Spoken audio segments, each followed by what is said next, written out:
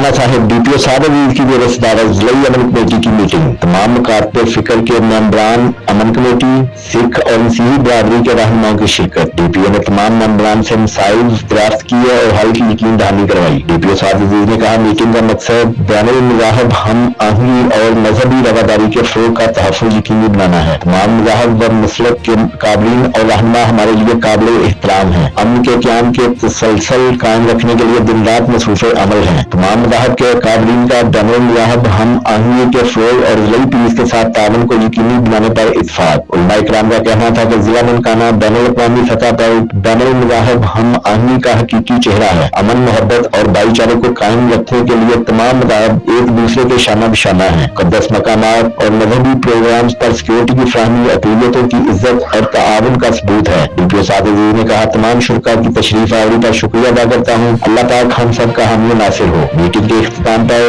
ملک پاکستان کی سلامتی اور بقا کے لیے دعا کی گئی۔